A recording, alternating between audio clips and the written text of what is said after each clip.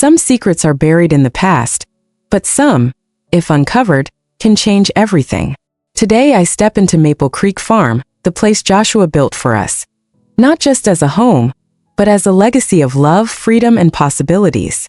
What I discover here will challenge everything I thought I knew about family, inheritance, and the choices that define us. This immediately draws the viewer into curiosity about secrets, family drama, and legacy. The morning light spilled softly across the Maple Creek Farm, painting the frost-laden fields in a delicate wash of gold and silver.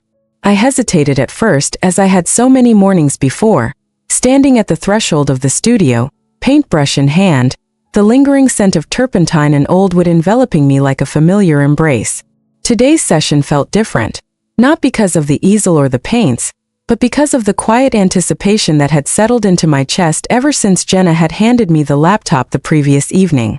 There had been a hesitation in her eyes, a subtle pause that suggested what I would find inside would not be ordinary. The daily routine of watching Joshua's messages over breakfast had been comforting, predictable, almost ritualistic. We had shared those moments together, letting the soft murmur of his voice anchor us to the past, and in some strange way, guide us into the present. But today was mine alone. I sat down carefully on the worn wooden stool by the easel, setting aside the paintbrush to reach for the laptop, the cold metal surface of its edge grounding me in the reality of the moment. The file was marked, Month 2, Day 15. Joshua had titled it, When Catherine Starts Painting Again.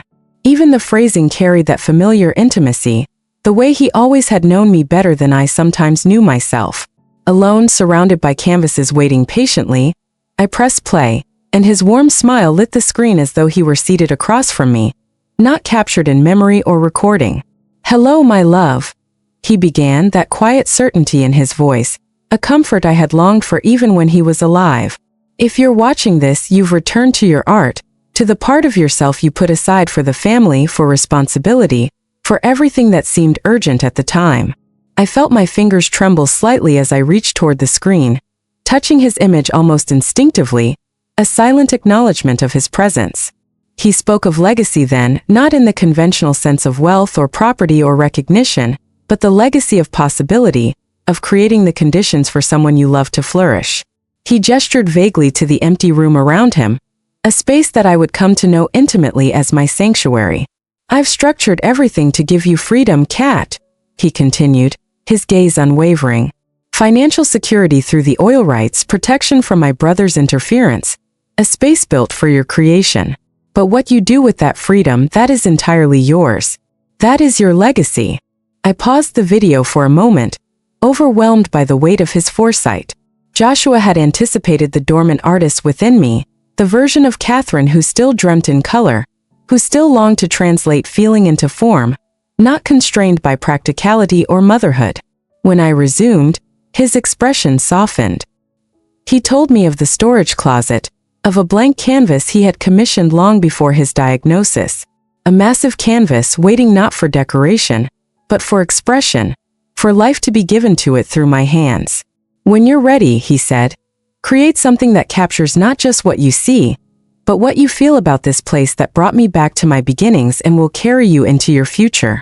I sat motionless after the video ended, absorbing the depth of his planning, his understanding, his love. Impulsively, I rose and went to the storage closet, finding exactly what he had described. An enormous canvas, perfectly custom-built, awaiting my hands, my vision. Over the weeks that followed, the landscape of Maple Creek Farm unfolded across my imagination. I sketched, erased, painted, and repainted, striving to capture not just the farm as it appeared, but the layered histories it contained, the abandoned property Joshua had purchased, the family lands of his childhood, the ancient soil that had seen generations come and go. It wasn't until I watched Jenna riding midnight across the eastern meadow one crisp morning that everything clicked. My strokes became bolder, yet delicate, blending realism with metaphor, past with present, memory with hope. The farm appeared in the background with precise detail, the foreground layered with translucent histories, and within it 3 riders. A man and woman representing Joshua and me, and a young woman forging her path, Jenna, moving forward into her own future. Ellis helped me mount the completed painting in the great room. Jenna stood back, tears glistening in her eyes, tracing the layered stories with a quiet reverence. "It's him, isn't it?" she whispered. "Legacy," I said simply. "Not what is left behind, but what continues forward." Winter arrived with dramatic beauty. Snow-blanketed pastures, ice formed delicate patterns on the windows, smoke curled from the stone chimney into the crisp Alberta sky. I chose to remain through the season, drawn to witness the full cycle of life on this land, now truly mine. Jenna had reluctantly returned to Minneapolis, but we continued our ritual via FaceTime, sharing Joshua's messages, his insight guiding us across distance and time. 6 months had passed since the confrontation with the Mitchell brothers. They had maintained a cautious distance, honoring the legal settlement. Technical discussions regarding property boundaries and environmental oversight continued, facilitated by Western Plains Energy and their measured approach. Thomas Reeves, once a mere business associate, had evolved into a cautious ally, respecting Joshua's vision for sustainable management, which I insisted upon, preserving the land even as extraction proceeded. A call from Jenna interrupted my reflections, her voice tense. Uncle David had visited unexpectedly, probing subtly about the farm, asking about activity, and whether I had noticed anything unusual. Alarm prickled through me. The Mitchell brothers were not gone. They were regrouping, reconnoitering, perhaps seeking leverage. I assured Jenna I would increase security, alert Ellis, and inform our attorney to reinforce the terms of our agreement. Then a revelation. Robert was ill, suffering from hypertrophic cardiomyopathy, the same genetic condition that had taken Joshua. His illness was a potential ruse, or a genuine crisis. We couldn't be certain. I immediately contacted Ellis, relaying the details and requesting heightened vigilance, both in physical security and surveillance systems, all established at Joshua's direction. The hidden bunker beneath the barn became my refuge. Within its concrete walls, I consulted Joshua's meticulously organized files. At the bottom drawer of his desk lay a folder labeled simply, "If they return." Inside, contingency plans, legal injunctions, authorities' contacts, and a sealed letter addressed to Robert Mitchell. A final, powerful instrument, to be delivered only if circumstances demanded. Outside, snow fell silently, pristine. The following morning, Ellis announced visitors. All 3 Mitchell brothers, accompanied by 2 men I did not recognize, one a physician, the other an attorney. At the gate, 2 vehicles waited. A familiar black SUV and a modest sedan. Security remained discreet but vigilant. I retrieved one final item Joshua had left for me. A small digital recorder disguised as a decorative brooch, ensuring every word of the impending confrontation would be captured. Ellis ushered the visitors into the great room. Robert entered first, thin and pale, his usual authority diminished by illness and time. Alan and David followed, expressions guarded. The physician and attorney completed the group. Robert spoke of his condition, revealing the same heart ailment that had claimed Joshua. He explained the difficulty of finding a compatible donor due to rare genetic markers, subtly implying that Jenna might be a candidate. The audacity of the request stunned me. After all manipulation and attempts to claim Maple Creek Farm, they now sought my daughter's body as a resource for survival. "You want my daughter tested as a potential donor?" I asked, steady and deliberate. Alan attempted to soften it. "Preliminary tests, no invasiveness." I pressed further. "If she matched, what then?" Robert described partial liver transplantation, minimal risk, regeneration. I sat in silence, absorbing the entitlement, the audacity, the sheer brazenness of the ask. I reminded them of Joshua's foresight, of his values, and of the sealed letter, which I now produced. The room tensed as Robert broke the seal. His hands trembled. His expression shifted from command to shock. The letter revealed truths he and his brothers had never known, secrets Joshua had uncovered. Our father's hidden past, other siblings with compatible genetic markers, the full scope of family deception, and Joshua's intentional planning to protect Jenna and me from exploitation. Shock, disbelief, and horror played across the faces of Robert, Alan, and David. The audacity of their request was eclipsed by the irony of alternatives they had never considered, siblings they had ignored or never known, who could provide a safer, more ethical route for medical care. I instructed them, reach out to these siblings first with humility, truth, and respect for their autonomy. Any approach to Jenna must be informed, free of pressure or manipulation. They absorbed this quietly, the weight of Joshua's presence palpable, his intelligence, foresight, and love guiding every word I spoke.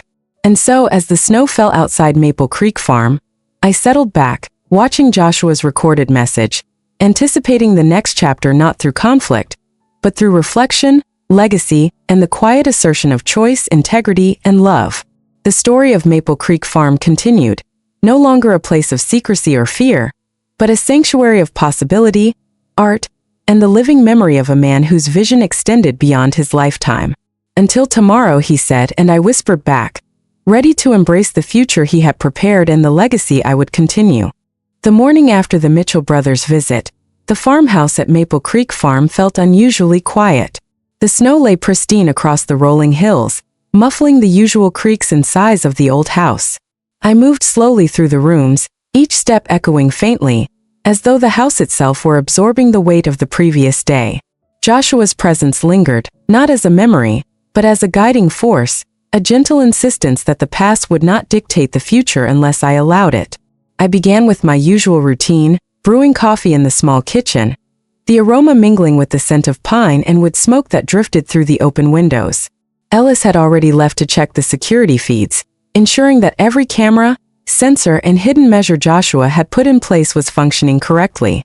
The Mitchell brothers had departed, leaving behind the lingering tension of unspoken truths and an unsettling awareness of how close they had come to crossing a line. The sealed letter had changed everything.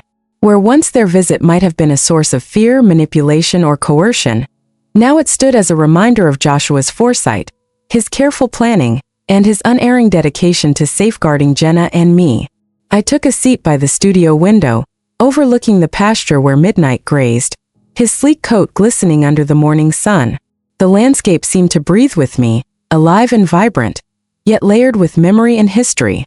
Picking up my sketchbook, I began to translate the feeling into lines, arcs, and shadows. The farm was more than a physical space. It was a continuum of time, an accumulation of effort, love, struggle, and triumph. My brush hovered above the blank page as I considered how to capture not only what I saw but what I felt. The resilience Joshua had instilled in us, the depth of his planning, the courage of choice he had enabled. Over the next several days, the rhythm of the farm absorbed me. Horses needed attention, the barn required maintenance, and winter's harshness demanded care to ensure the animals remained healthy. Yet, even in these tasks, I found a strange serenity, a sense of purpose anchored in continuity and remembrance. Each chore became a meditation on the legacy Joshua had built. Not wealth, not ownership, but the freedom to shape life deliberately, thoughtfully, without coercion. Jenna called midweek, her voice tinged with both curiosity and unease. She had returned briefly to Minneapolis, but the events with her uncles weighed heavily on her. "Mom," she said, "I keep thinking about what they asked. It's unbelievable. And now, knowing there are other siblings, other possibilities, it just makes me wonder why they even approached us at all." I listened, offering measured reassurance. "That's exactly it, sweetheart. They approached you because they thought you might be the only option because they assume entitlement. But now the playing field has changed. Choices exist beyond their assumptions, beyond their manipulation. And you have every right to make your own decisions, informed and without pressure." She was silent for a moment then. "I just wish Dad had been here. I keep imagining him walking me through all of this, guiding me, protecting me." I smiled softly, touched by her honesty. "He is, Jenna. He always will be. In every decision, every space, every canvas I touch, and every measure of protection I put into place, he's guiding us. You just have to remember to listen." We talked longer than usual that day, exploring feelings, fears, and aspirations. She described her work, the urban routines, the monotony punctuated by moments of inspiration. I shared the slow, deliberate mornings at the farm, how each detail, midnight's gate across the snow, the soft creaking of the barn doors, the smell of wood smoke, was part of the daily lesson Joshua had left in his wake. Notice, observe, act with intention. Later that afternoon, I ventured outdoors, wanting to test the snowmobile Ellis had mentioned in one of Joshua's videos. The vehicle sat waiting in the barn, carefully maintained, ready for use. Strapping on gloves and a helmet, I started it, the engine humming to life with a deep, resonant purr that filled the quiet landscape. The ride was exhilarating, cutting across the snow-laden fields, the wind biting at my cheeks, my eyes stinging from the cold, but the sensation was liberating. I remembered Joshua's words about possibility, and I felt it in the power beneath my hands, the freedom to explore every corner of this land he had prepared for me. The western hills came into view, bathed in the soft light of a late afternoon sun. I stopped at the ridge, breathing deeply, absorbing the view. The valley stretched out below, a tapestry of white and green, hints of winter's hold contrasting with the promise of spring. It occurred to me then that this land, this sanctuary, was not just a gift of freedom, but a lesson in stewardship. To live here responsibly, to nurture it, to respect the layers of history, was to honor Joshua's vision in a tangible way. Returning to the farmhouse as dusk approached, I found Ellis already inside, reviewing the surveillance feeds. "No anomalies today," he reported, though I could see the tension in his posture. "Still, I suggest we keep the winter patrols increased for the next week. Their visit yesterday may have been a reconnaissance of sorts. They're unlikely to test us immediately, but we can't underestimate their persistence." I nodded, acknowledging his caution while feeling the strength of the preparations Joshua had left behind. He had anticipated every contingency, every possible manipulation. The layers of security were discreet but comprehensive, a silent testament to his understanding of both the Mitchell brothers and the importance of maintaining autonomy over the life and land he had entrusted to me. That night, I returned to the studio, where the large canvas awaited. It had become more than a project. It was a conduit, a means of processing events, emotions, and the continuing presence of Joshua in our lives. I painted with deliberate strokes, layering color and form, letting the story of Maple Creek Farm unfold through light and shadow. The painting evolved with each session, merging physical detail with metaphorical representation. Past events intertwined with present experiences, the abandoned property, the family farm of Joshua's youth, and the ancient land itself all coalesced in fluid, interconnected layers. The riders in the foreground, representing Joshua, me, and Jenna, moved through these layers, symbolic of continuity, choice, and personal evolution. Days turned into weeks, and the painting neared completion. Each brushstroke carried not only technical precision but emotional resonance, a tribute to the values Joshua had instilled. When Ellis helped me hang the painting in its intended place, Jenna was visiting briefly. Her eyes misted as she traced the pathways across the layers, recognizing the past, the present, and the potential futures captured in subtle hues. "It's him," she whispered, voice breaking slightly. "And you. And me." I nodded, affirming the legacy Joshua had left. Not material inheritance, but the chance to live fully and authentically, free of coercion or expectation. Winter deepened, bringing with it both beauty and challenge. Snowdrifts formed across the pasture, delicate ice crystals etched themselves across window panes, and the smoke from the chimney trailed like a signal across the sky. I remained at Maple Creek Farm, reluctant to return to Minnesota, drawn instead to experience the full breadth of the seasonal cycle on land now fully under my stewardship. Our daily video ritual continued, bridging the distance between Jenna in her city life and me in the farmhouse, with Joshua's recorded guidance threading the experience together. Each video carried not just instruction, but reassurance, and a continued presence that softened the weight of solitude. The Mitchell brothers' actions remained a shadow over these months, though distant, contained by agreements, legal measures, and the robust security Joshua had anticipated. Technical discussions with Western Plains Energy proceeded cautiously, ensuring environmental stewardship took precedence over rapid extraction. Thomas Reeves, initially skeptical, had come to respect our methods, honoring the vision Joshua had laid out. Then, as snow fell gently one morning, a call from Jenna arrived unexpectedly. Her voice carried a note of urgency. "Mom, Uncle David visited today. He was probing, asking about the property, about activity around the farm, subtle questions. I didn't give him anything, but it felt wrong." My heart tightened. The Mitchell brothers had been silent for months, but their caution now suggested strategic maneuvering rather than retreat. I assured Jenna that security would be increased, Ellis informed, and legal counsel alerted. She added hesitantly, "He mentioned Robert. That he's ill. Heart condition. Surgery." He tried to make it sound like family should come together. I don't know if it's real or a manipulation tactic. I reminded her to be cautious. Truth and deception were now intertwined, but preparation and awareness could provide protection. After ending the call, I moved to the window overlooking the snow-covered driveway, the unease of strategy and contingency weighing in my chest. The hidden bunker became my refuge again, as I consulted Joshua's meticulously kept files. At the bottom drawer of his desk, I found a folder labeled "If They Return," containing step-by-step guidance for legal, logistical, and personal contingencies. The sealed letter addressed to Robert Mitchell represented the final instrument, a tool for extremists, a contingency for coercion or threat. Outside, the snow fell silently, pristine, almost sacred in its presence, blanketing the landscape and softening the edges of tension with its quiet insistence of renewal. The next day, Ellis announced visitors at the gate, the Mitchell brothers and 2 additional men. Their appearance was deliberate, measured, signaling both urgency and expectation. I retrieved the disguised recorder from its hiding place, pinned it to my sweater, ensuring every word, tone, and inflection would be captured. When Ellis ushered them into the great room, Robert entered first, visibly diminished by illness, followed by Alan and David, and the physician and attorney bringing the final layer of formality. The conversation that unfolded was audacious.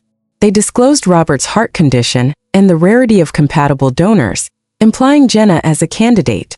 The audacity of the ask, the brazenness of the assumption was staggering. I remained composed, listening, observing, questioning, weighing each statement against knowledge, intuition, and the guidance left behind by Joshua. I reminded them of Joshua's foresight, producing the sealed letter. As Robert read, shock and disbelief transformed his demeanor. The letter revealed secrets, siblings previously unknown, alternative donors, and Joshua's careful planning to ensure protection from exploitation. The room's energy shifted as the Mitchell brothers absorbed the implications, their entitlement and assumptions collapsing under the weight of truth. I instructed them to approach their siblings first, with humility, truth, and transparency. Jenna, like all individuals, retained full autonomy. Their silence acknowledged comprehension, as well as a subtle, unspoken recognition of Joshua's enduring influence. That evening, as snow settled over the landscape, I watched Joshua's recorded message. "If I've calculated correctly," he said, "today might be the day my brothers finally play their medical card. They've known of my condition but never offered help. The truth is, Kat, family isn't about blood. It's about choice. I chose you and Jenna as my family." His words resonated deeply, affirming that autonomy, integrity, and love formed the true foundation of the legacy he had created. I whispered back softly, letting the weight of his words settle into every corner of the farmhouse. The fire crackled in the hearth, casting flickering shadows on the walls, and for a moment, the past, present, and future coexisted in a quiet equilibrium. Maple Creek Farm, once the stage for secrets, deception, and tension, had become a sanctuary of clarity and possibility. The following days slipped into a rhythm of routine and reflection. I spent long hours in the studio, each brushstroke a meditation on legacy, family, and the freedom Joshua had ensured for us. Midnight grazed in the pasture, his presence a constant reminder of resilience and trust, while Ellis maintained his quiet vigilance, ensuring that the property's security remained uncompromised. Each day, I felt the layers of the farm, both physical and metaphorical, revealing themselves more fully, the rolling fields, the hidden history, and the subtle imprints of generations past. Jenna remained in Minneapolis, but our video calls became longer, more intimate. She shared stories of city life, her struggles and triumphs, and the slow realization that her father's absence had shaped not just her life, but the lives of everyone around her. We talked candidly about the Mitchell brothers' visit, their audacity, and the shocking revelations from Joshua's letter. "Mom," she said one evening, "it's almost poetic. The timing, the way Dad planned everything. It's like he anticipated not just their greed but their ignorance.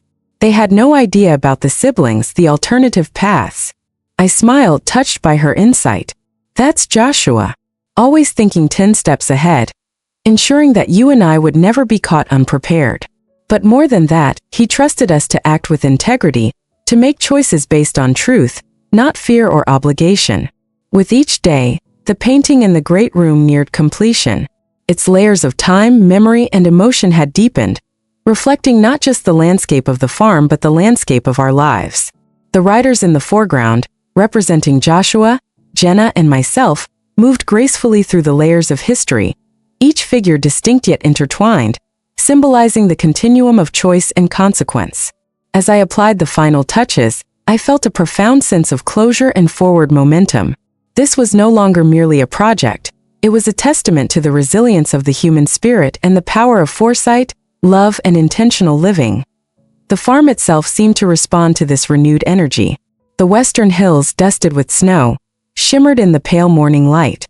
Birds traced elegant arcs across the sky, and the soft murmur of the creek beneath the ice created a gentle rhythm, grounding me in the present while echoing the past. I took long walks across the property, reflecting on Joshua's meticulous planning and the ways in which he had intertwined his vision of the future with the reality of the land. Each structure, each field, each carefully placed tree carried his influence, a subtle but pervasive reminder of his foresight and care. Ellis suggested we review the perimeter security together, not out of necessity, but to ensure I was familiar with the systems Joshua had implemented. We moved methodically from camera to camera, sensor to sensor, checking angles, calibrations, and blind spots. I listened, absorbing his explanations, noting the placement and function of each device, and understanding how they worked in concert to create a protective web across the property. It was both reassuring and sobering. Joshua had planned for every contingency, anticipating threats, manipulations, and even unforeseen emergencies. In his absence, I realized the responsibility now fell to me to maintain that vigilance and stewardship. Winter deepened, and with it came long stretches of solitude. I often found myself in the barn, watching Midnight and the other horses, letting their steady presence anchor me. I reflected on the Mitchell brothers' visit, their audacity, and the lessons embedded in Joshua's letter. Their entitlement had been staggering, yet the revelations about their father and the hidden siblings had shifted the balance of power entirely. The idea that they had assumed my daughter would be their only option for a life-saving donation now seemed almost absurd, a testament to their ignorance and the depth of Joshua's planning. One particularly cold afternoon, I decided to venture out to the eastern edge of the farm, following the path Joshua had marked in his videos. The snow was deep, the wind biting, but the experience was invigorating. The ridge offered a panoramic view of the valley below, the snow-covered fields stretching toward the horizon, the forests lining the distant hills, and the creek winding like a silver ribbon through the landscape. I felt a profound sense of connection, to the land, to Joshua, and to the future that was slowly unfolding before me. This was more than a property, it was a living canvas, a reflection of choices made, values upheld, and the enduring influence of a man who had understood the power of foresight and the importance of nurturing potential in others. As I stood there, absorbing the silence and the beauty, my thoughts returned to Jenna. She had been thrust into a situation of extraordinary pressure, expected to consider a medical procedure for a man who had shown her manipulation and deceit. Yet, because of Joshua's careful planning, she had the clarity and autonomy to make her own choice. That autonomy, that freedom of informed decision-making, was the true gift of the legacy he had created. It was a gift I was now charged with preserving and honoring. Returning to the farmhouse, I found Ellis preparing the snowmobile for routine patrols. He paused, observing the ridge with me briefly before speaking. "You've handled everything remarkably well. Joshua would be proud." I smiled, a mix of gratitude and determination filling me. He set the stage. Now it's up to us to keep the story moving in the right direction. He nodded, understanding not just the practical responsibilities but the deeper, intangible stewardship of legacy, trust, and integrity. The following week, I received a call from my attorney confirming that the Mitchell brothers had reached out to their newly discovered siblings. The conversations were beginning cautiously, with humility and truth guiding the initial contact. Whether these connections would flourish or falter remained to be seen, but the key point was that the pattern of manipulation, coercion, and entitlement had been broken. The family dynamics Joshua had endured, and that had once threatened to entangle Jenna and me, were being challenged by transparency, choice, and informed consent. I continued painting, the studio becoming a sanctuary of thought and creation. Each brushstroke captured the interplay of light, shadow, memory, and possibility. The horses remained a grounding presence, and the farm, with its quiet grandeur and hidden histories, inspired not just the art but reflection, gratitude, and determination. In quiet moments, I would watch the sun rise over the western hills, casting long shadows and painting the snow in brilliant shades of gold and pink. These moments became meditative, reinforcing the lessons Joshua had embedded in every aspect of our lives. Vigilance, foresight, integrity, and love freely given. Late one evening, after a particularly long day in the studio, I received another video from Joshua.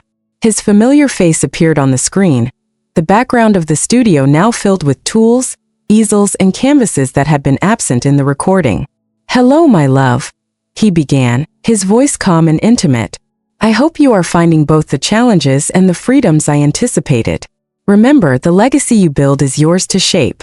The farm, the resources, the protections, they are tools, not prescriptions. You define the boundaries of your world, and within them, the possibilities are limitless." I watched, absorbing each word, feeling his presence as both guide and partner across the boundary of time.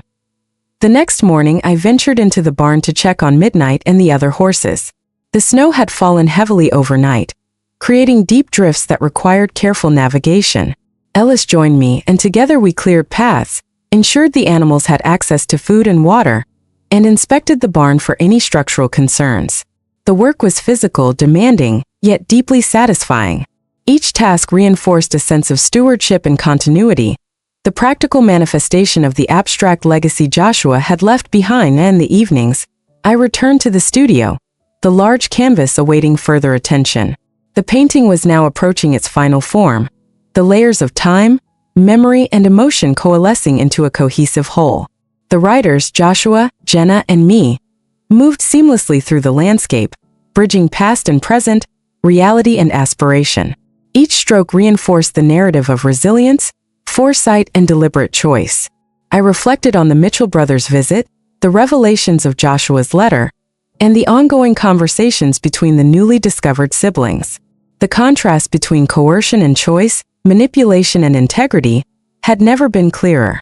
This painting, this act of creation, was both a personal catharsis and a tribute to the enduring influence of a man who had understood the profound significance of guiding rather than dictating, enabling rather than controlling. One particularly still morning, I received an unexpected call from Robert Mitchell. His voice, weakened and cautious, carried the weight of humility and uncertainty. He wished to update me on the progress with his newly discovered siblings. The conversations, while tentative, had begun with honesty and openness. He expressed, for the first time, genuine recognition of Joshua's foresight and the consequences of his own past actions. While the path forward remained uncertain, the tone of the call suggested a subtle shift, a recognition that entitlement and manipulation could no longer dictate outcomes. After ending the call, I returned to the studio, the quiet punctuated by the occasional snort of midnight or the soft hiss of the wind against the farmhouse windows. The painting demanded attention, each layer requiring careful consideration and execution. I worked steadily, the hours passing unnoticed, each brushstroke a meditation on connection, continuity, and the power of choice. The farm, the animals, and the winter landscape outside provided a living, breathing backdrop to the creative process, reinforcing the themes Joshua had so meticulously embedded in every aspect of our lives. Days passed, each carrying the dual sense of routine and revelation. The Mitchell brothers continued tentative contact with their siblings, and Jenna's calls grew more frequent, each conversation a mixture of observation, reflection, and quiet excitement. We discussed art, life choices, and the evolving narrative of Maple Creek Farm. The farm, in its serene grandeur, became both a literal and metaphorical canvas for the unfolding story, an ongoing interplay of past and present, constraint and freedom, obligation and love freely given. Late one afternoon, as the sun began to dip below the western hills, casting long amber shadows across the snow, I paused in the studio. The painting was nearly complete, the layers of history, emotion, and possibility harmonized into a cohesive whole. I stepped back, taking in the full composition. The writers moved gracefully through the landscape, their expressions calm and determined, symbolic of the enduring influence of choice, foresight, and integrity. To that moment, I felt the full presence of Joshua, not as memory or absence, but as a guiding force, a testament to the power of deliberate, thoughtful action. Maple Creek Farm was no longer a site of secrecy or tension. It had become a sanctuary, a locus of autonomy, and a living testament to the legacy he had crafted. The Mitchell brothers, their intentions thwarted and their assumptions dismantled, represented a past we had navigated and transcended. Jenna, Ellis, and I remained at the center of a future defined by clarity, love, and the conscious exercise of choice. As twilight settled over the farm, I opened Joshua's last recorded video for the day. His voice, calm and reassuring, filled the studio. "Kat, remember that the world is shaped by those who act with intention and integrity. You are not bound by past mistakes or others' assumptions. The choices you make define the legacy you leave behind. Protect it, nurture it, and most importantly, live fully within it." I whispered back softly, reverently, "I will, Joshua. I will." The farmhouse settled into night, the snow sparkling under the moonlight, and Maple Creek Farm, once forbidden and burdened by history, exhaled a quiet, serene promise of renewal, freedom, and the enduring power of love and choice. The following morning dawned crisp and clear, the winter sun glinting off the snow in sharp, blinding patterns. I wrapped myself in the thick wool scarf Joshua had once worn during long walks across the farm and stepped outside, boots crunching in the fresh powder.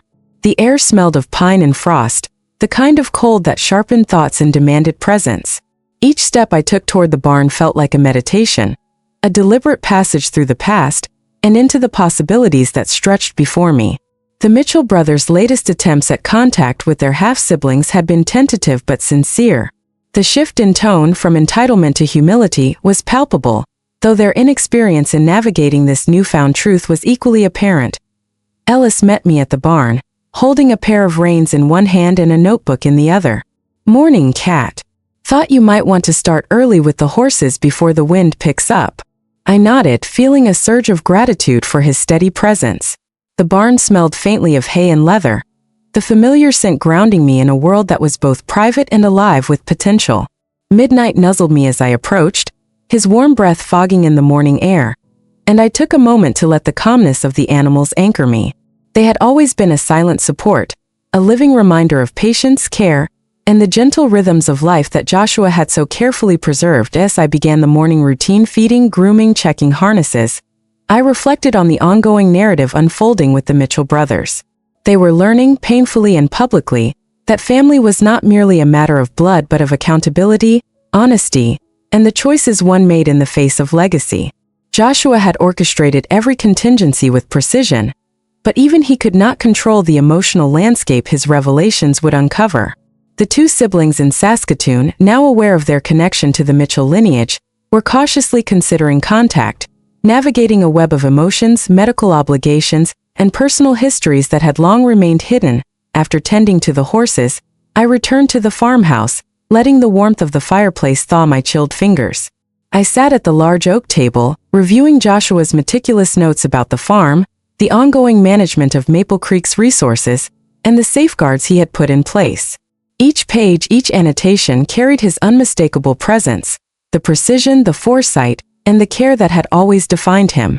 He had left more than instructions. He had left a framework for living intentionally, for making choices that honored integrity and legacy over convenience or obligation. That afternoon, I focused on the ongoing painting.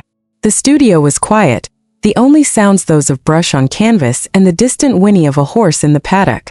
The piece had evolved beyond a representation of the land.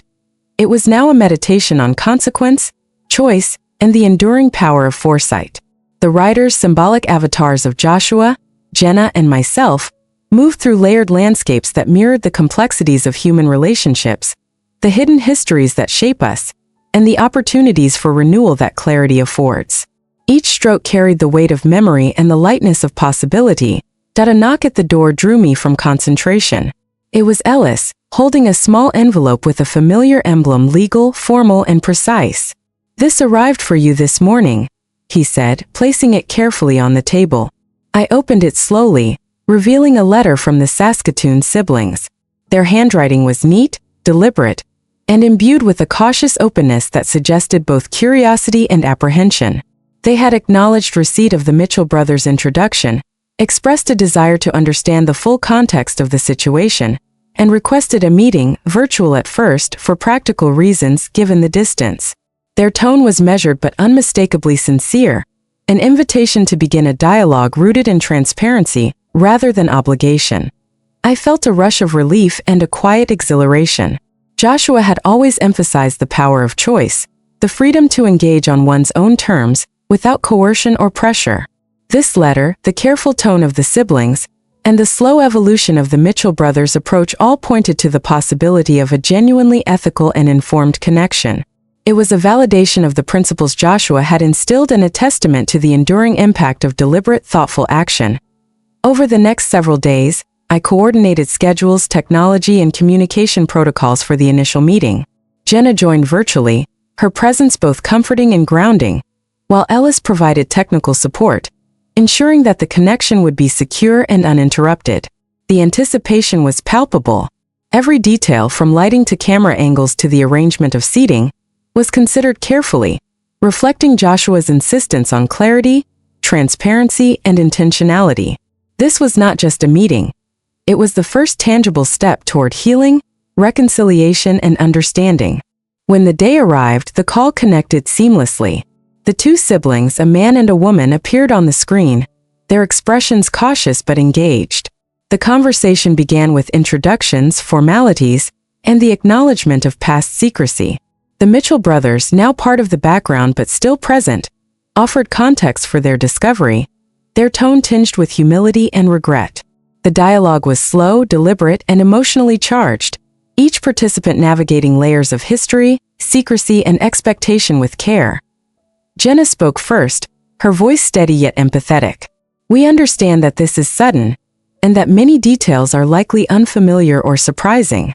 We want to ensure that everyone involved has the space to ask questions, to share concerns, and to make informed choices."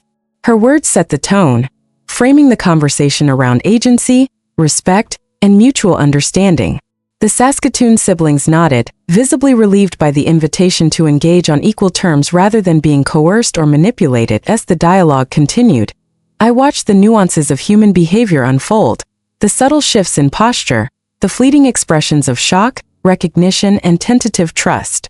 The Mitchell brothers, who had once assumed entitlement over Jenna's decision, were now observers and, in some cases, intermediaries, constrained by the weight of truth and the consequences of prior choices.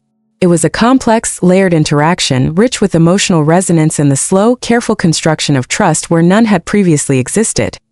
The conversation moved to medical considerations, the practical realities of compatibility, and the emotional dimensions of potential donation.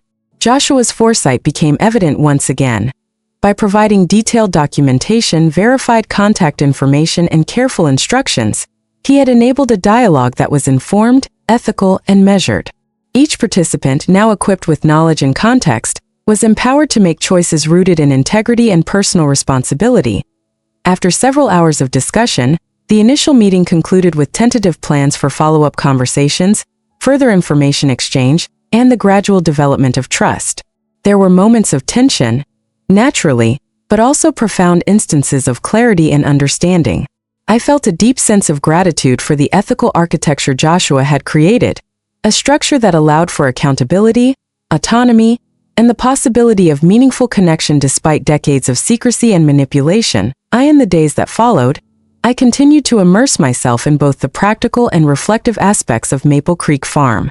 The painting, now nearing completion, became a metaphor for the unfolding human narrative, a blend of light and shadow, history and aspiration, obligation and freedom. The farm itself responded to this energy, the animals, land, and structures reflecting the rhythms of care, stewardship, and intentional living. Each walk through the fields, each moment spent in the barn, reinforced the interconnectedness of life, choice, and consequence. Ellis remained a constant presence, facilitating both practical tasks and moments of reflection. We discussed the evolving relationships, the Mitchell brothers' attempts to navigate their newfound awareness, and the delicate balance of supporting Jenna while maintaining ethical boundaries. His insights, grounded in experience and observation, provided both reassurance and perspective. Together, we worked to maintain the farm, care for the animals, and uphold the principles of stewardship and intentionality that Joshua had embedded in every aspect of our lives. As winter gave way to early hints of spring, the snow receded in patches, revealing the subtle contours of the land and the first signs of renewal. The horses grazed more freely, the creek began to murmur beneath thinning ice, and the studio filled with natural light that highlighted the evolving painting. Each day brought a renewed sense of purpose, clarity, and the slow, deliberate unfolding of a future shaped by ethical choice, transparency, and love freely given. One evening, as the sun set behind the western hills, painting the sky in hues of gold and crimson, I received another video from Joshua. His calm, steady presence filled the screen. "Kat," he began, "the work you are doing is not just about stewardship of land or resources. It is about integrity, foresight, and the cultivation of a life that honors the choices of those who came before. Every decision you make now shapes not only the present, but the legacy you leave for Jenna, the farm, and the broader tapestry of human connection." I watched in silence, absorbing the depth of his words. His foresight had created a framework for ethical engagement, a model for navigating complexity with clarity and compassion. It was a reminder that Maple Creek Farm was more than a property or a home. It was a living testament to intentionality, choice, and the enduring power of love as a guiding principle. The evening drew on, and I moved to the studio to continue work on the painting. The final layers required delicate attention, balancing detail, emotion, and symbolism. The writers moved through landscapes that now included not only the familiar fields and hills but subtle representations of connection, discovery, and ethical responsibility. Each brushstroke reinforced the narrative of foresight, integrity, and the slow, deliberate construction of a life and legacy rooted in love and choice. Night settled over Maple Creek Farm, the quiet punctuated by the occasional sound of a horse shifting in the barn or the wind rustling through the bare branches. I felt a profound sense of presence, awareness, and alignment with Joshua's vision. The challenges, revelations, and complexities of the past weeks had crystallized into a coherent understanding. Family, legacy, and love were defined not by coercion or obligation but by informed, ethical choices freely made. As I prepared for bed, I reflected on the evolution of the Mitchell brothers, the tentative connections with their siblings, and Jenna's growing understanding of her autonomy and role in this complex tapestry. Maple Creek Farm had become a crucible for transformation, a space where integrity, foresight, and the deliberate exercise of choice could reshape narratives long dominated by secrecy, manipulation, and fear. With the final brushstroke applied to the painting, I stepped back and observed the composition in full. The landscape, writers, and layered histories formed a cohesive whole, a visual meditation on consequence, choice, and the enduring power of love and foresight. Maple Creek Farm, once the site of secrets and tension, now stood as a testament to the potential for renewal, ethical engagement, and intentional living. In the quiet of the night, I whispered to Joshua's memory, to his guiding presence, and to the future we were collectively shaping. "We will honor this, we will protect this, and we will live intentionally, as you always intended." The farm exhaled its serene promise, the snow glinting under the moonlight, the animals settling in their stalls, and the legacy of Maple Creek Farm continuing. No longer a burden of secrecy but a beacon of clarity, choice, and love freely given. The following morning brought a delicate mix of anticipation and reflection. The sun was just beginning to crest over the western hills, painting the snow-dusted pastures in warm, gentle golds. I wrapped myself in my favorite scarf, the one Joshua had always insisted would keep the chill out of your shoulders and your mind. Every morning felt like a bridge between past and present, memory and possibility, and today was no different.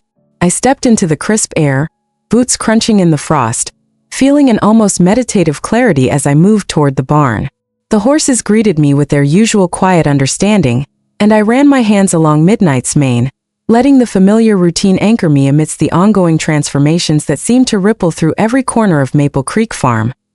Ellis was already at work, adjusting halters and checking the feed troughs. "Morning, Kat," he said, a subtle smile tugging at his lips. "Looks like the snow's letting up, and we can start early if you want." I nodded, grateful for the steadiness of his presence, a grounding force in days increasingly dominated by revelations and shifting relationships.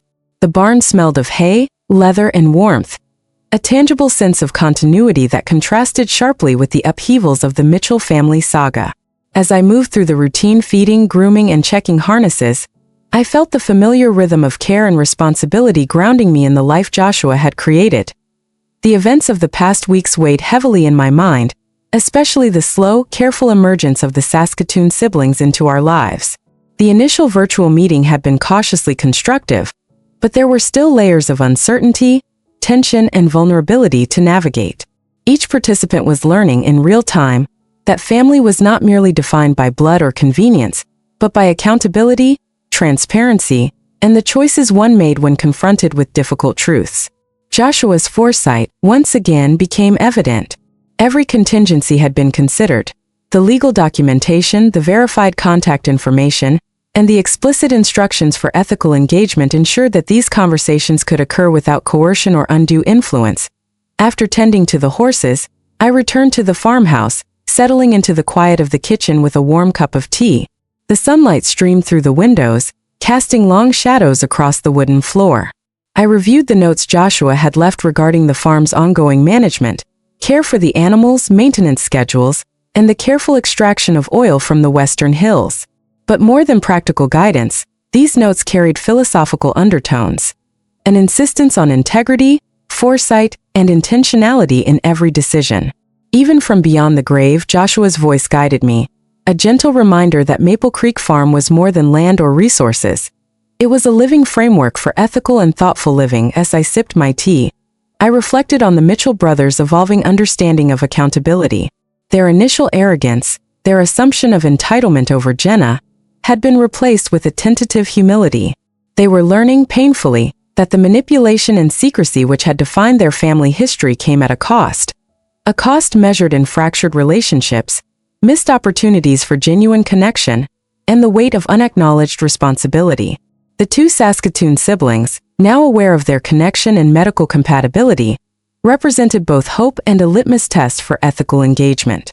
Would the Mitchell brothers act with sincerity and transparency, or would old patterns resurface under pressure? It was a question that had no immediate answer but demanded patience, observation, and unwavering adherence to principle. The virtual follow-up meeting was scheduled for the afternoon. Jenna joined from her apartment, her presence reassuring and grounding, while Ellis ensured the technology functioned seamlessly.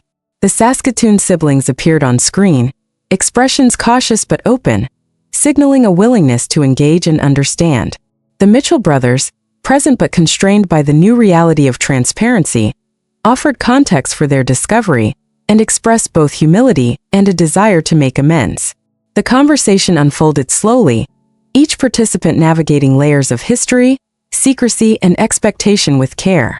The emotional weight was palpable. Shock, recognition, regret, and tentative hope intersected in a complex dance that required patience, clarity, and ethical grounding. Jenna spoke first, her voice steady and empathetic. "We want to make sure everyone has the space to ask questions, share concerns, and make informed choices," she said. Her words framed the discussion, emphasizing autonomy and mutual respect. The Saskatoon siblings nodded, visibly relieved by the absence of coercion or manipulation. The Mitchell brothers, once accustomed to wielding influence, were now forced to listen, absorb, and respond with honesty. It was a subtle but profound shift, one that reflected Joshua's insistence on ethical engagement and the power of informed choice. The conversation moved to medical considerations, discussing compatibility, timing, and the emotional dimensions of potential organ donation. Joshua's meticulous planning was evident in every detail. The documentation, verified contact information, and explicit instructions ensured that the dialogue remained grounded in ethics, transparency, and agency. Each participant, now equipped with context and knowledge, could make decisions that were both informed and free from undue pressure. The exchange, while emotionally charged, was constructive, a careful negotiation of truth, responsibility, and personal choice. As the call progressed, I observed the nuanced dynamics at play. The Saskatoon siblings were tentative but engaged, their questions probing both medical realities and emotional boundaries. The Mitchell brothers, forced to confront decades of secrecy and entitlement, responded with a mixture of humility, uncertainty, and genuine curiosity. Jenna facilitated the dialogue with grace, ensuring that the conversation remained balanced, respectful, and focused on ethical engagement. It was a delicate orchestration, one that required attentiveness, patience, and a commitment to principle, a testament to the ethical structure Joshua had left in place. After several hours, the meeting concluded with plans for further discussion, additional information exchange, and the gradual development of trust. There were moments of tension, naturally, but also profound glimpses of clarity, understanding, and ethical alignment. I felt a deep sense of gratitude for the framework Joshua had created, an architecture that allowed for accountability, autonomy, and the possibility of genuine connection despite a legacy of secrecy and manipulation. The potential for reconciliation and ethical engagement was now tangible, grounded in deliberate choice and informed consent rather than obligation or coercion. In the days that followed, I continued to immerse myself in both the practical and reflective dimensions of life at Maple Creek Farm. The painting in the studio, now approaching completion, became a visual meditation on consequence, choice, and the enduring power of foresight. The writer's symbolic representations of Joshua, Jenna, and myself navigated landscapes layered with history, secrecy, and potential renewal. Each stroke reinforced the narrative of intentionality, accountability, and the slow, deliberate construction of a life and legacy rooted in love and ethical engagement. Ellis remained a constant presence, facilitating practical tasks while offering insights and perspectives that were both grounding and enlightening. We discussed the Mitchell brothers' evolving behavior, the tentative connections with their half-siblings, and the delicate balance of supporting Jenna while maintaining ethical boundaries. His observations reinforced the importance of patience, vigilance, and adherence to principle, ensuring that the farm and its inhabitants remained aligned with Joshua's vision of intentional living and ethical stewardship. Spring approached slowly, the snow receding to reveal the contours of the land and the first signs of renewal. The horses grazed in newly exposed pastures, the creek murmured beneath melting ice, and the studio was bathed in natural light, illuminating the layers of the evolving painting. Each day brought a renewed sense of purpose, clarity, and the deliberate unfolding of a future shaped by ethical choice, transparency, and love freely given. The rhythms of farm life, combined with the ethical framework Joshua had established, provided both structure and inspiration, a living testament to foresight, integrity, and the enduring power of deliberate action. One evening, as twilight painted the sky in soft shades of rose and violet, I received another video from Joshua. His familiar presence, calm and measured, filled the screen. "Kat," he began, "the work you are doing is not merely stewardship of land or resources. It is the cultivation of a life rooted in integrity, foresight, and the deliberate exercise of choice. Every decision you make now shapes not only the present, but the legacy you leave for Jenna, the farm, and those who enter your lives in the future."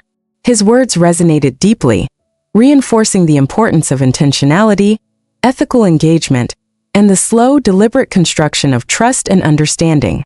Maple Creek Farm had become a crucible for transformation, a space where past mistakes, hidden truths, and ethical dilemmas could be confronted with clarity, patience, and love. The evolving relationships with the Mitchell brothers and their newly discovered siblings were emblematic of this potential, a testament to the power of transparency, responsibility, and ethical decision-making. The painting in the studio, now in its final stages, reflected this philosophy. The writers moved through landscapes that symbolized history, revelation, and renewal, navigating terrains shaped by secrecy, consequence, and the deliberate exercise of choice.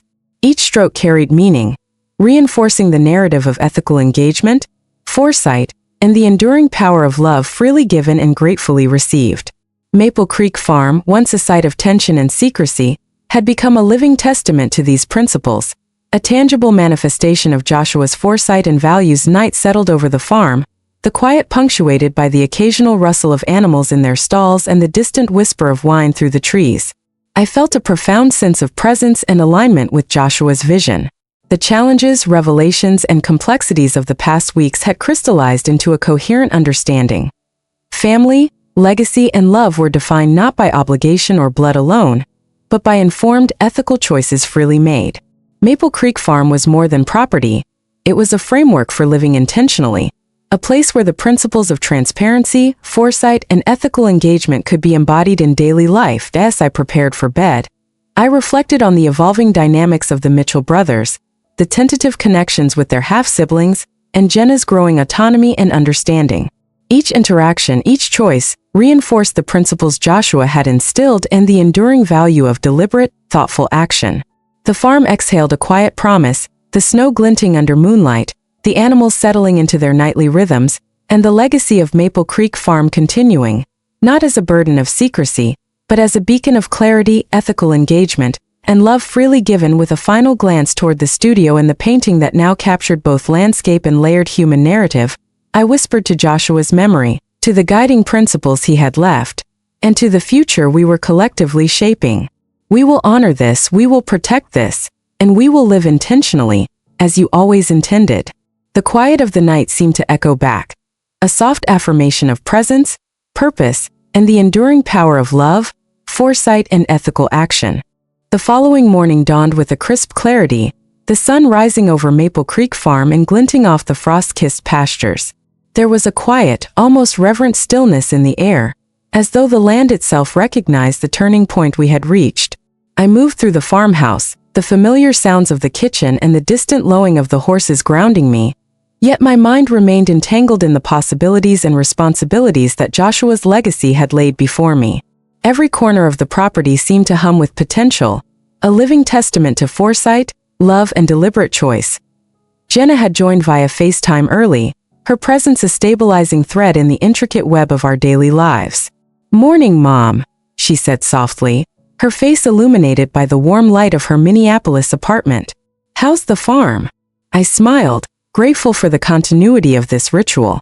"Quiet, beautiful, and ready for spring," I replied. Her eyes lingered on the screen, thoughtful. "Did you hear anything from the Mitchell brothers?" she asked cautiously. I shook my head. "Not yet. We'll wait until they reach out on their own terms. Joshua's letter has already set the groundwork for ethical engagement. We just have to let them take responsibility for their choices." Ellis arrived soon after, his steady presence anchoring the morning. Together, we completed the essential chores, feeding the horses, checking fencing, and inspecting the oil extraction equipment that had been installed with such careful consideration for environmental sustainability. Each task felt like a meditation, a rhythm that reinforced the lessons Joshua had imparted: integrity in action, foresight in planning, and the ethical stewardship of both land and relationships. By mid-morning, a message arrived from Robert Mitchell, confirming he had contacted the Saskatoon siblings. The communication was measured, transparent, and respectful, signaling a significant departure from the manipulative tactics that had characterized previous interactions. Joshua's influence was evident in every choice we made, every boundary we maintained. I could see, even from a distance, that ethical engagement was taking root, a small but meaningful testament to his vision. That I retreated to the studio, where the painting now dominated the room. Its layers, past, present, and imagined future, captured not only the physical landscape of Maple Creek Farm but the emotional terrain of our lives. The figures of Joshua, Jenna, and myself moved gracefully through the composition, symbolic riders traversing history, consequence, and renewal. I adjusted the lighting, tracing the brushstrokes that captured the interplay of snow, sunlight, and shadow. Every detail reflected deliberation, intention, and the ethical considerations that had guided our lives through complexity, secrecy, and revelation. The phone rang, pulling me from contemplation. It was one of the Saskatoon siblings, her voice tentative yet polite. She had questions about the family, the medical situation, and the ethical framework Joshua had established. I listened carefully, answering as transparently as possible, providing information without imposing expectations. The conversation was slow, deliberate, and deeply human, an exchange grounded in choice, consent, and ethical clarity. I could feel the weight of responsibility Joshua had anticipated, yet the clarity of his foresight allowed me to navigate it with confidence and grace. By late afternoon, the Mitchell brothers had sent another message, acknowledging the existence of their half-siblings and committing to honesty and transparency moving forward. Their tone was hesitant but sincere, a subtle yet profound shift from the entitlement and deception that had marked their previous actions. It was a testament to Joshua's planning, his insistence on ethical engagement, and the enduring influence of foresight and intentionality in shaping behavior. Jenna and I spent the evening discussing these developments, her insight and intuition guiding the conversation as much as mine. "It's strange," she said softly, "to To see them trying to act responsibly after everything they've done. I nodded, considering the layers of consequence and choice. Responsibility is not inherited, Jenna. It's exercised. Joshua built the framework for ethical action, but we all have to choose to follow it. Her eyes lit with understanding, the connection between past, present, and future becoming tangible in our shared reflection as twilight descended over the farm, the snow melting into rivulets that traced the contours of the land. I returned to the painting. I added subtle layers to the horizon, enhancing the sense of depth and possibility. The figures in the foreground, symbolic yet personal, seemed to move with renewed purpose, their paths illuminated by light that suggested clarity, ethical engagement, and the freedom of choice.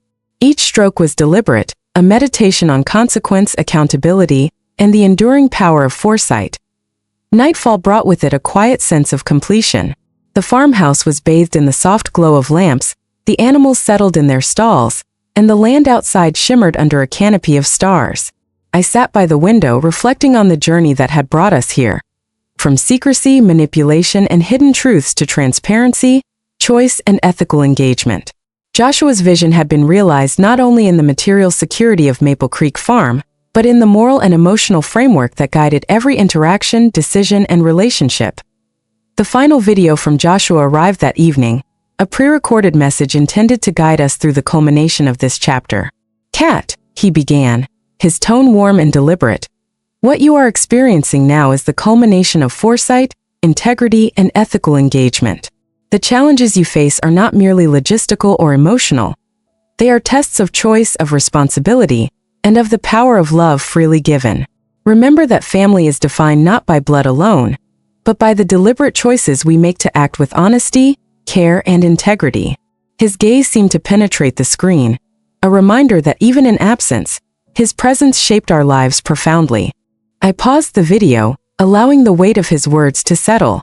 The Mitchell brothers, the Saskatoon siblings, and the ongoing stewardship of Maple Creek Farm were all part of a larger narrative, one that Joshua had carefully constructed to ensure ethical engagement, transparency, and the freedom of choice.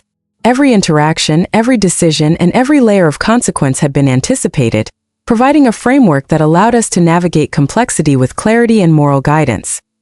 The following days were filled with measured interactions, emails, calls, and video conferences that reinforced ethical engagement and transparency. Each step was deliberate, ensuring that the Saskatoon siblings understood their connection, the medical implications, and the ethical boundaries that framed these choices. The Mitchell brothers, though still learning, demonstrated a tentative commitment to honesty, a subtle yet significant shift from past behavior. Jenna, guided by experience and principle, participated actively, ensuring that her autonomy and understanding were respected at every stage. As spring unfolded, the land transformed alongside our lives. The snow receded completely, revealing green pastures and flowing creeks. Horses ran freely, their movements a living metaphor for freedom, choice, and the deliberate exercise of agency. The oil extraction proceeded with careful environmental oversight, honoring Joshua's insistence on stewardship and sustainability. The painting, now complete, stood as a testament to foresight, ethical engagement, and the layered complexities of history, consequence, and possibility. One evening, as I walked the perimeter of the farm, I reflected on the journey that had brought us here. The Mitchell brothers had been confronted with their own history, the weight of secrecy, and the responsibility of ethical engagement. The Saskatoon siblings were now part of the broader narrative, their presence a reminder of Joshua's foresight and the deliberate architecture of choice and consequence. Jenna and I were grounded in our shared understanding, guided by principle and supported by the living testament of Maple Creek Farm. The final moments of the day were spent in quiet reflection. I returned to the studio, the painting illuminated by the last rays of sunlight. The figures of Joshua, Jenna, and myself moved gracefully across layered landscapes, their paths intertwined with history, consequence, and possibility. Each stroke, each nuance reflected the principles Joshua had instilled: integrity, foresight, ethical engagement, and the freedom to choose deliberately. As night settled over Maple Creek Farm, I felt a profound sense of completion. The journey from secrecy, manipulation, and hidden truths to transparency, ethical engagement, and deliberate choice had reached a turning point. Joshua's legacy, carefully constructed and lovingly executed, had provided the framework for transformation, not only for us but for all those connected to this land and this family. The farm, once a site of tension and secrecy, had become a sanctuary of clarity, choice, and love freely given. I closed the day with a final glance toward the painting, the studio, and the farm beyond. Joshua's words echoed in my mind, a guiding principle and a source of strength. Family is defined not by blood alone, but by the deliberate choices we make to act with honesty, care, and integrity. Maple Creek Farm stood as a living testament to this philosophy, a landscape of consequence, ethical engagement, and enduring love. As I prepared for sleep, the quiet of the farmhouse enveloped me. The animals rested, the land shimmered under the moonlight, and the legacy of Joshua's foresight, love, and deliberate action permeated every corner. Jenna's voice, the horse's gentle movements, and the painting in the studio formed a symphony of presence, continuity, and ethical living. Maple Creek Farm, once forbidden, now celebrated, had become the embodiment of foresight, integrity, and love freely given. An enduring legacy nurtured and protected, ready to unfold for generations to come. Joshua's daily message concluded, "Until tomorrow, my love." I whispered back into the quiet, "Until tomorrow," knowing that each day would bring new opportunities to honor his vision, navigate complexities, and continue the ethical, loving stewardship of this extraordinary place. The legacy was no longer just his or mine. It was ours, shared, deliberate, and built on the strongest foundations: love, foresight, and the freedom to choose wisely. And with that, Maple Creek Farm exhaled, a living testament to resilience, transformation, and the power of ethical, intentional living. A place where secrets had been transformed into celebration, where love and foresight shaped every choice, and where the past had finally become a foundation for a brighter, freer, and more ethical future. The Forbidden Farm is no longer forbidden. The secrets once hidden have been revealed. And though the past shaped us, it no longer controls us. Maple Creek Farm stands as a testament to love, integrity, and the legacy we choose to create. But even as one chapter closes, tomorrow will bring new stories, new challenges, and new choices. Will you join me to see what comes next? This leaves viewers feeling closure, but also curiosity for more content or sequels.